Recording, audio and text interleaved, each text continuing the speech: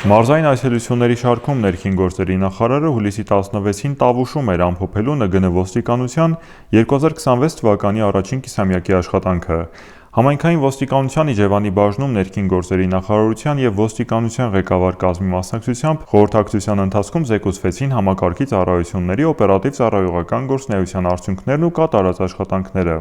Զեկույցներով հանդես եկան Պարեկային ծառայության, Գվարդիայի, քրեական եւ համայնքային ոստիկանության Տավուշի մարզի ղեկավարները։ Խորհրդակցության ընթացքում քննարկվեցին ծառայությանը վերաբերող կենսական հարցեր։ Տավուշի մարզում այսօր ամփոփել ենք ոստիկանության տարածքային ստորաբաժանումների աշխատանքը, թե համայնքային ոստիկանության, քրեական ոստիկանության, Պարեկային ծառայության եւ նաեւ ոստիկանության Գվարդիայի։ Շատ կարեւոր է իրականում ինձ համար հատկապես առաջին կիսամյակի ամփոփումները, որովհետեւ դրանք թույլ են տալիս հաջորդ կիսամյակը ավելի լավ պլանավորել եւ հասկանալ որտեղ են դրական արդյունքները, որտեղ են բացերը եւ ճիշտ շեշտադրմամբ արդեն շարունակել ծառայությունների աշխատանքը։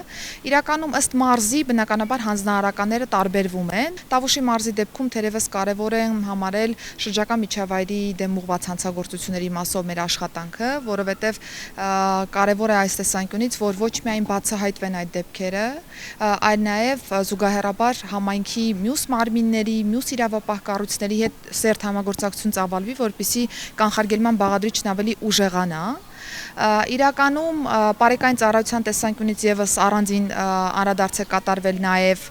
ճանապարհային երթևեկության ապահովմանը, բայց դրան զուգահեռ նաև հանցագործությունների բացահայտմանը եւ ես ուրախությամբ պիտի փաստեմ, որ Տավուշի մարզի գումարտակը բավական մեծ թվով հանցագործություններ ունի բացահայտված, այդ թվում հրազենի հայտնաբերման դեպքեր կան, ինչը թույլ է տալիս մտածելու եւ հավաստիանալու, որ ծառայությունը չի կենտրոնացած միայն ճանապարհային երթևեկության կանոնների պահպանման ուղղությամբ աշխատանքի վրա, այլ նաև հանցագործության բացահայտման ուղղությամբ եւս աշխատանքներ է տանում եւ մենք հետեւողականորեն պիտի շարունակենք այս աշխատանքները։ Պիտի փաստեմ, որ դրական տեղաշարժ Տավուշի մարզային ստորաբաժանումների դեպքում ունենք։ Դիլիջանում նախարարն աշխատանքային խորհրդակցություն անցկացրեց Փրկարար ծառայության Տավուշի մարզային փրկարարական վարչության եւ Էկոպարեկային ծառայության Տավուշի մարզային վարչության անձնակազմերի հետ։ Հաշվի առնելով անտառային հրդեհների նախորդ տարվա դեպքերը, առանձնահատուկ ուշադրություն հրավիրվեց կանխարգելիչ միջոցառումների եւ հանրային իրազեկման աշխատանքների արդյունավետ կազմակերպման վրա։ Ինչու եմ հատկապես կարևորում Տավուշի մարզի դեպքում Փրկարար ծառայության աշխատանքի ամփոփումը, որովհետև